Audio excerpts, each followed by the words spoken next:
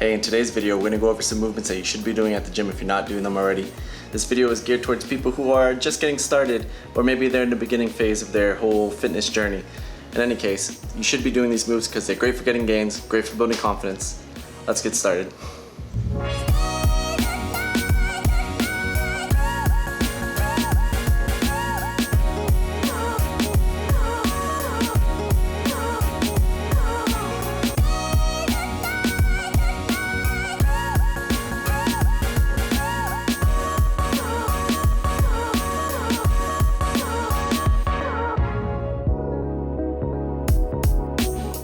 Alright, so we're going to place ourselves underneath the bar. Pretty much just have the bar like right above your lined up with your forehead or your eyes or your nose, whatever works for you. And then you want to grab the bar evenly, meaning that, there are rings that are on the bar here. You're going to want to either place both your index fingers, your middle fingers, something like that to make sure that you're grabbing the bar evenly. Now, the general rule is the more wider you go, like if your thumbs were lined up with the bar, then you're going to be working your pecs more. The more narrow you go, like if your pinkies were both on those rings that I'm talking about, then you're going to be working your traps more. So, as you can see here, what I'm going to do is place myself underneath the bar and make sure I have an arch in my back. Hopefully you can see that. And both of my feet aren't flat. I actually have just my toes on there, but it really doesn't matter, whatever's more comfortable for you. Place that arch there, put your face underneath the bar. Make sure you're grabbing the bar evenly. You're gonna lift the bar up. Or you can drop it down right over your nipples if you want. But I'm somebody who has shoulder issues, so that doesn't feel comfortable to me. I drop it down to what feels natural, and that's pretty much just on the lower part of my pecs. Keeping my arch back, keeping an arch in my back. I drop the bar just before it touches my chest, and then I lift. Drop it down, and lift. Drop it down, and lift. Now if you notice my grip, I don't have my thumbs hooked underneath. I have them up over the bar. And I try to put my knuckles in a way so that they're facing up, as if I was like trying to punch the ceiling. I do that because if I were to put my wrist like this, there would be a lot more strain on my wrist, and I'm not gonna get all the power that I can, and I'm gonna end up injuring myself. So I place my wrist like this. Not too much, just like that. Hopefully you can see that in my wrist. And then, that's it. Just from there, boom. Now as you become more advanced with this, you can start using your lower body to push. And what that's gonna look like is something like this. The drive is really supposed to come from the bottom of your body, like your legs and your quads, and lift. There are some professional lifters who have actually blown out their quads from benching. That's insane to think about, right? Because typically when you think about benching, you think all upper body. You think about your shoulders, you think about your pecs and stuff, but you should be driving from the bottom of your body to get that bar up.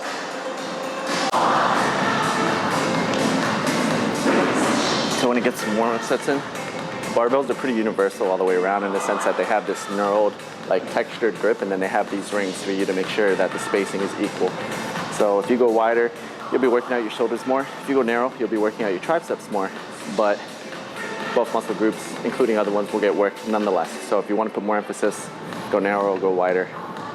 Mix it up in between sets too. You know what I mean? Sometimes I'll go with my pinkies on, which means a more narrowed grip. Or sometimes I'll go with my index fingers on, which means a more wider grip. And I just like to kind of switch it up. So do whatever feels comfortable for you and what feels natural. So when you get the bar, obviously it's going to want to drop to about here. I have shoulder issues, so it kind of hurts if I drop it down that low, but do what feels comfortable to you. I try to keep it right about my neck. You don't have to necessarily get it to your chest to touch. That'd be like more if you were on an incline press. So just do what feels right to you. It's going to look something like this.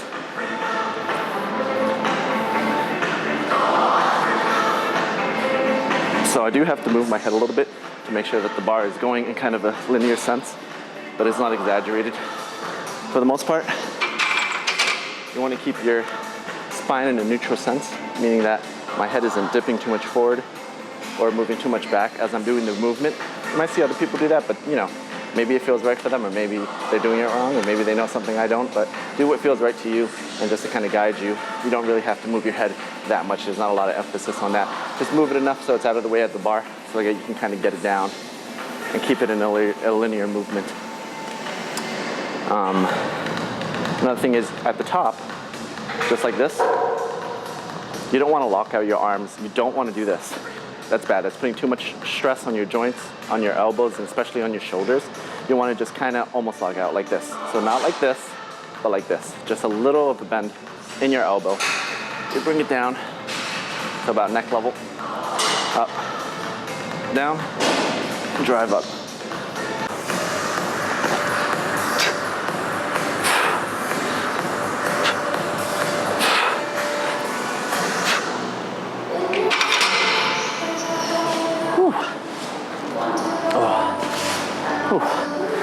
All right, so remember that it's quality over quantity. So even if you feel like you can do more, or maybe you feel a little bit shy because other people are watching the amount of weight that you're doing, you want to make sure that quality is over quantity, because you don't want to injure yourself and put yourself in a situation where you can't go to the gym for X amount of time, all because you were trying to impress somebody or you felt inadequate, or whatever the deal might be. It's just very important to focus on you and your own goals and your own improvement and stuff like that.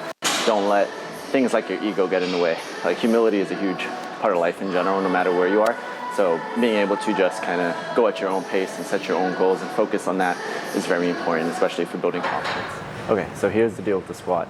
It's one of those exercises that provides plenty of benefits, but if you mess it up, then you could really hurt yourself. I'm serious, like I've hurt myself from doing this particular exercise, but you don't have to. So hopefully, heed my advice. Remember, don't let your ego get in the way, because you will absolutely destroy yourself, and hopefully you're on the right track from there. All right, so same concept. You're gonna make sure that you're grabbing the bar evenly. Go ahead and get underneath it. Now, right now the bar doesn't have any weight, and I suggest that you start this way too. You're gonna want your feet at about shoulder width apart. And the wider that you go with this, the more you're going to be focusing on your hamstrings and your glutes. The more narrow your stance is, the more you'll be focusing on your quads. Now again, everything gets worked out, but if you want to put emphasis on something, that's your place to start. So I go about shoulder width apart. I put both of my pinkies, I just had it wrong, but both of my pinkies on the ring. I let it sit on my traps. Okay, now if you're somebody who's taller, you'll have an easier time if you let it sit on the lower part of your traps, but you'll feel it more in your shoulders if you do that. So if you don't have a lot of flexibility there might be some discomfort. If you're somebody who's shorter or smaller, then you can let it sit on the top of your traps and you're gonna feel better about that. But either way, works for any size person, frankly. Do what feels comfortable for you, okay? So anyway, I let it sit on the bottom of my traps. I have a wider grip. I go ahead and I lift. And ideally, it would be cool if you could take 3 steps total, like lift up your feet 3 times total to get the proper stance. So like 1, 2, 3. You know what I mean? If you could do it 2 times, great. If it takes you 6 or 7 to get comfortable, that's fine. If you're somebody who's just starting, you're gonna find that it's gonna take a few steps for you to do that. And as you're doing that, you're wasting more energy. So you wanna make sure that it's sitting on your traps. You shouldn't be holding it up with your arms. There shouldn't be any of that, okay? So like make sure that it's sitting on your back itself, okay? And as you start to lower, you don't wanna do this. That's not proper. This, absolutely not. This, absolutely not. What you want to be doing is making sure that you're pivoting at the hip itself. That's your pivot movement before you start moving. So you should start bending at the hip first and then start your knees, okay? While trying to keep your back in a neutral position or as straight as you can. All right? It should feel a little bit natural, but again, like you're sitting in a chair, right? When you're sitting in a chair, you don't just put your legs down and sit. No, you kind of have to back into it a little bit and then sit. So you see this? See how my knees aren't directly over my toes? Like they're not stretching far out. That puts too much strain on my knee joints.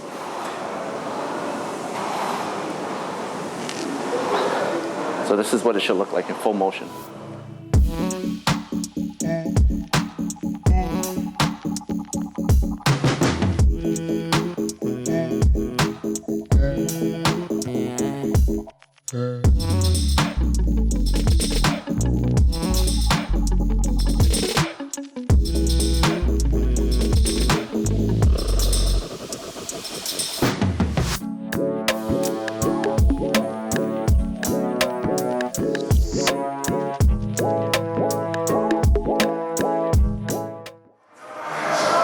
right, so now we're gonna talk about the deadlift.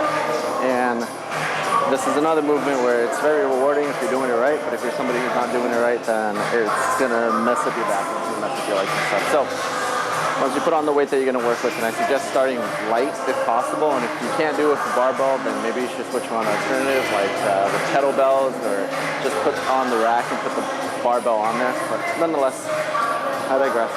Let's get started. So there's two ways that you can grab it. If you want, really whatever works for you. You can grab it overhand like I do. You can go one underhook, which is basically palm facing out, palm facing in, like that. You can go double underhooks if you want. A lot of people will traditionally do it like this, and they'll make sure that the spacing is right on their fingers. Or you can just do it like I do, and that's double overhook. So what you want to do is make sure that the bar is as close as you can get it to your legs. If you're wearing shorts, then prepare to cut yourself. And make sure you're about shoulder width apart. You can go a little bit closer if you want. Really, whatever feels good for you, but I suggest shoulder width apart. Bend at the hip. Try to keep your back straight. And I'll show a side view. Bend at the knees just a little bit, but really you're putting emphasis at bending at the hip. Keep your back straight. And you're gonna start lifting up with your legs. And then pull, extend with the hips. Keep the bar close to you the entire time, even on the way down. On the way down, you're gonna start with your hips. Once it gets to about above your knees, then you start bending at the knee. Boom. Again, keep the bar close to you. Drag it up as close as you can to your legs.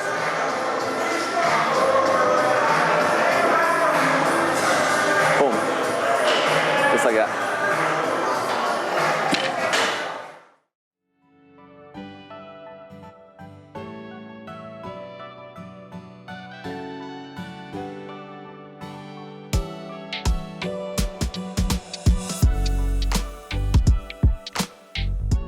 So that's my video on some of the major movements that you should be doing at the gym if you're not doing them already.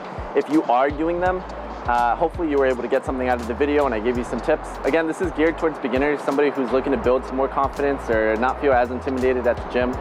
The number one rule is don't let your ego take over, because your ego will hurt you. I mean, pretty much in every scenario, whether it be dating, in a social setting, at the gym, self-improvement, whatever it might be, ego is gonna be your enemy to an extent. So there's a difference between being self-confident and being egotistical, and you don't wanna do that. So lift within your own means, okay?